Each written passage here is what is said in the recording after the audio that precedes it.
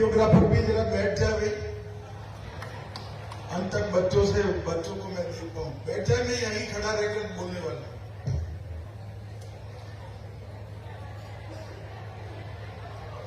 मंच पर उपस्थित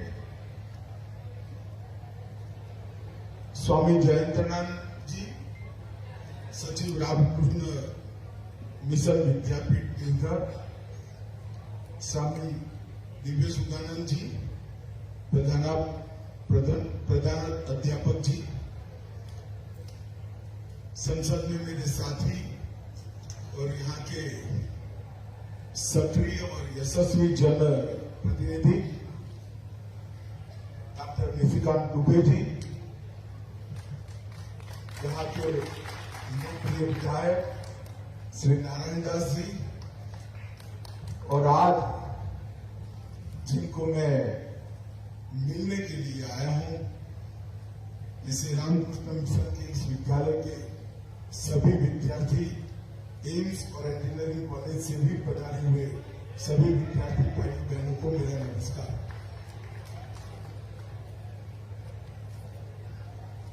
आज इस विद्यालय के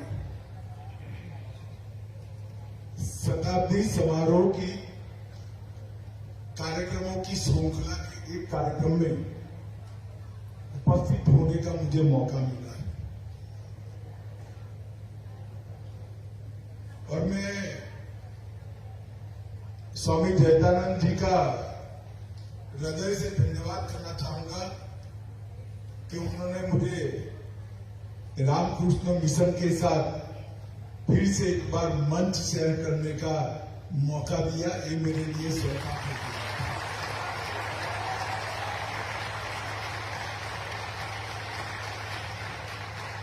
विद्यार्थी मित्रों, कोई भी संस्था 100 वर्ष तक चलती है तो निश्चित हो जाता है कि इसको चलाने वाली संस्था, इसका प्रेरक बल और चालक बल समाज के लिए संस्था को चलाता है। जो संस्थाएं समाज के लिए नहीं चलती है वो 100 साल तक कार्यशील ही नहीं है।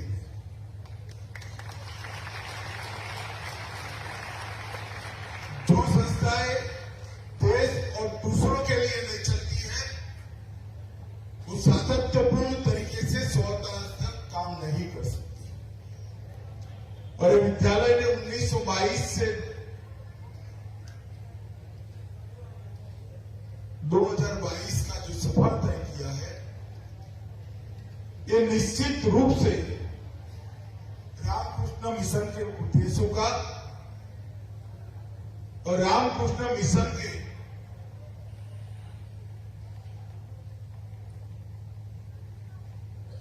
चलाने वाले सभी त्यागी तपस्वी संतों का, सन्यासियों का तपस्या का ही सुफल है कि 100 साल से संस्था चरित्र निर्माण का, व्यक्ति निर्माण का काम करे। स्कूल में से बच्चा बाहर निकले, इंजीनियर बन जाए, डॉक्टर बन जाए, वैज्ञानिक बन जाए, जज बन जाए, न्याय के क्षेत्र में काम करने वाला कोई महाधिवक्ता बन जाए, ये देश के लिए अच्छा ही। मगर स्कूल ऐसे विद्यार्थियों को अपने स्कूल से बाहर बैठे जो चारित्रवान हो और साथ में डॉक्टर भी हो, जो चारित्रवान हो साथ में इंजीनियर। ये दोनों के बीच में बहुत बड़ा अंतर है।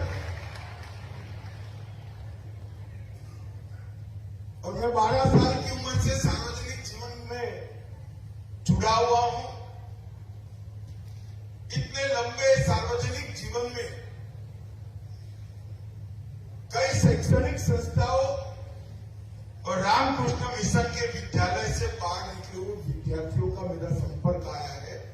दोनों के बीच में एक अंतर है, चारित्र का, चारित्र निर्माण का, और चारित्र निर्माण के साथ साथ देशभक्ति से युक्त नागरिक है।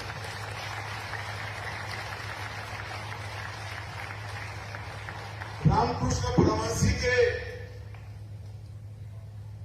उपदेशों को विवेकानंद जी ने पूरे जग में प्रचारित और स्वीकृति देने का काम किया। सनातन धर्म के समग्र ब्रह्मांड के कल्याण के विचार को दिग दिगंत तक विवेकानंद जी ने पहुंचाने का काम किया और उसी आदर्शों से बनी हुई रामकृष्ण मिशन ने, मैं निश्चित रूप से मानता हूं कि आजादी के बाद के कालखंड में रामकृष्ण मिशन से, इसके विद्यालय से निकले हुए विद्यार्थियों ने भारत निर्माण में अपना बहुत बड़ा योगदान दिया है। इसमें कोई संशय मेरे में नहीं।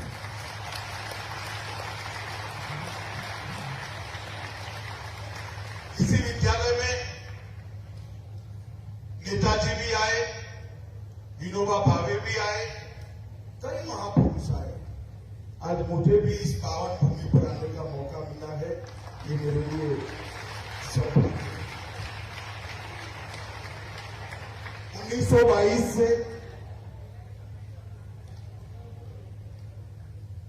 यहां पर स्वामी शिवानंद जी महाराज और स्वामी तुरानंद जी महाराज ने इसकी स्थापना की। तब से लेकर अब तक एक बहुत कठिन परंतु यशस्वी यात्रा इस विद्यालय ने काट कर आज शताब्दी पर आप खड़े हैं। मेरे रामकृष्ण मिशन मठ के सभी सन्यासी और विद्यालय के सभी शिक्षकों को मेरी बहुत बहुत शुभकामनाएं हैं कि और 100 साल तक ये विद्यालय राष्ट्र निर्माण के काम में लगा रहे और यहां से अनेक तेजस्वी ओजस्वी राष्ट्रभक्त विद्यार्थी देश के लिए काम करें। मैं अभी आ रहा था तो निशिकांत जी ने मुझे एक आश्चर्यजनक बात बताई कि कई सारे लोग ट्रांसफर पोस्टिंग देवघर में करा लेते हैं क्योंकि बच्चों को इस स्कूल में पढ़ने का मौका मिल जाए। मैं नहीं मानता, पूरे देश भर में कई सारे अफसर देवघर का पोस्टिंग करा देते हैं क्योंकि बच्चे को इस स्कूल में इसकी नींव पड़ जाए, इसकी सोचने का आधार बहुत बड़ी उपलब्धि है। और निष्काम कर्म के अलावे इतनी ख्याति, इतनी सुगंध समाज के अंदर कभी भी प्रसरती नहीं। तो मैं मन से अरुणाचल में भी गया था, यहां पर भी आया। मेरे जीवन पर पहले स्वामी विवेकानंद जी और उसके बाद में विवेकानंद जी को पढ़कर जानकर रामकृष्ण परमहंस जी का मेरे जीवन पर बहुत बड़ा प्रभाव है और देश और समाज के लिए उनकी जो व्याख्या और उनका जो रास्ता है समाज कल्याण का, वो ही सत्य है, ये मैं मानता हूं। यह अभ्यास करने वाले बच्चों को मैं एक बात कहना चाहता हूं। अपने एक पुस्तक में वरुण जी, जो बहुत महान साहित्यकार और शिक्षाविद थे, उन्होंने एक दोहा लिखा था, करत करत अभ्यास के जड़मती हो सुजान, रसरी आवत जात ते सील पर परत निशान। इसका मतलब है बार बार पढ़ने से, बार बार समझने से मूर्ख भी ज्ञानी बन जाता है। जैसे रस्सी के कई बार घिसने से कुएं के पत्थर पर भी निशान पड़ जाता है। तो मैं विद्यार्थियों को कहना चाहता हूं कि परिश्रम का कोई विकल्प नहीं, परिश्रम से ही सफलता मिल सकती। सफलता प्राप्त करनी है तो ढेर सारी चीजों का संयोग चाहिए, परंतु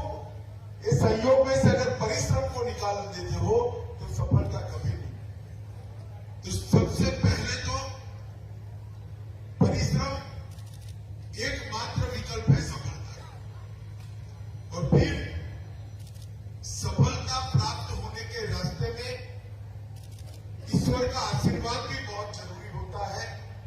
और ईश्वर का आशीर्वाद कब मिलता है? ईश्वर का आशीर्वाद तभी मिलता है जब सफलता प्राप्त करने का, ज्ञान प्राप्त करने का उद्देश्य हम खुद न हो, समाज हो और कोई हो। अगर हमारे जीवन के कल्याण के लिए, व्यक्ति के कल्याण के लिए, परिवार के कल्याण के लिए हम परिश्रम करेंगे तो सफलता मिलेगी, तो भी सीमित। अगर हम तय कर लेंगे कि मेरे परिवार के कल्याण के बाद भी बहुत सारी ऊर्जा मेरे पास बची है, मेरे संसारिक जिम्मेदारियों का निर्वहन तो मैं करूंगा ही, परंतु पूरे समाज का, पूरे देश के उत्थान के अंदर भी मैं योगदान करूंगा, तो निश्चित मानना ईश्वर के आशीर्वाद आप पर जरूर आएंगे और सफलता की सबसे बड़ी चोटी पर आप अपने आप को पाओगे। जीवन में उद्देश्य बहुत महत्वपूर्ण होता है। अभी आजादी का अमृत महोत्सव चल रहा है। देश को आजाद हुए 75 साल हो गए। मोदी जी ने आजादी के अमृत महोत्सव को जोर शोर के साथ मनाने का निर्णय किया। इसके 3 उद्देश्य हमारे सामने रखे। एक तो 1857 से लेकर 1947 तक जो आजादी का आंदोलन चला, इसमें लाखों करोड़ों लोगों ने अलग अलग प्रकार से योगदान दिया, बलिदान दिया। वो नामी अनामी सभी आजादी के संग्राम के लड़ने वालों को हमारी नई पीढ़ी ने जानना,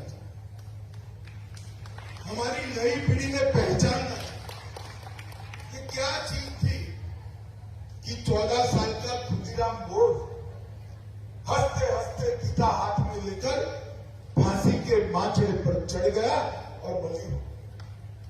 क्या चीज थी कि 23 साल का शहीद भगत सिंह भारत माता को आजाद करने के लिए माफी मांगने के विकल्प को ठुकराते हुए अपने आप को शहीद कर फांसी की फंदे पर लग गया। ये जब तक हम नहीं जानेंगे, हमारे जीवन के उद्देश्य के चयन में हम गलती करते। मैं चाहता हूं कि आप सभी लोग इंजीनियर, डॉक्टर, वैज्ञानिक, जज, अधिवक्ता, जो कुछ भी बने, सबसे अच्छे बने, परंतु आपका डॉक्टर बनने के बाद भी देश के प्रति, कर्तव्य के प्रति आप सजग हो।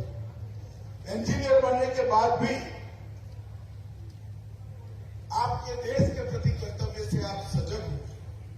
इसके लिए आजादी के आंदोलन को जानने के लिए एक आजादी का अमृत महोत्सव है। दूसरा इसका उद्देश्य है कि 75 साल में हमने जो प्राप्त किया है, बहुत बड़ी सिद्धि हमने प्राप्त की। हम एक सुई नहीं बनाते थे, सब विदेश से आता था। आज हम चंद्र पर जा सकते हैं। इतनी बड़ी सिद्धि इस देश ने प्राप्त की। कई क्षेत्रों में कई सिद्धियां प्राप्त की। इस सिद्धि की यात्रा को भी युवाओं को समझना चाहिए। और तीसरा, 75 साल पर युवा पीढ़ी ने संकल्प करना है कि आजादी की जब शताब्दी मनाई जाएगी, तब देश दुनिया में सबसे पहले स्थान पर होगा हर क्षेत्र। तो आजादी का अमृत महोत्सव सिर्फ उत्सव बनाने का, गौरवगान करने का महोत्सव नहीं, संकल्प लेने का वर्ष। और आजादी का अमृत काल 75वें साल से 100वें साल तक के 25 वर्ष, वो संकल्प को सिद्ध करने के लिए पराक्रम की पराकाष्ठा करने के 25 साल। और मैं आपको बताता हूं, मैं या स्वामी जी 2047 में शायद नहीं होंगे, मगर मेरे सामने जो बच्चे बैठे हैं ना, वो सभी 2047 में होंगे। ये जिम्मेदारी हमारे साथ साथ आपकी सबसे ज्यादा है।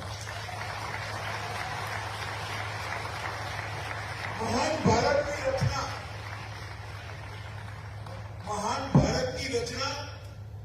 सिर्फ समृद्धि से नहीं होती। महान भारत की रचना का मतलब है विवेकानंद की कल्पना का भारत। महान भारत की रचना का मतलब है समग्र संसार के अंदर हमारे मूल विचार को, हमारे सार तत्वों को, भारतीय संस्कृति के वहां पहुंचाकर समग्र संसार के सोचने का तरीका साफ करना। और महान भारत की रचना का काम युवा ही कर सकते। तो मैं आजादी के अमृत महोत्सव में बहुत सारे युवाओं के साथ 5 युवाओं से लेकर 4 लाख युवाओं तक बहुत संवाद किए। कई जगह युवाओं ने बताया कि आपने भगत सिंह की बात करी, खुदीराम बोस की बात करी, मगर देश आजाद है, हम तो देश के लिए शहीद नहीं हो सकते। आपकी बात सही है, देश आजाद हो चुका है, अब देश के लिए शहीद होने की जरूरत नहीं है, देश के लिए मरने की जरूरत नहीं है, परंतु देश के लिए जीने से हमें कोई नहीं रोक सकता। हमें देश के लिए जीने का संकल्प है।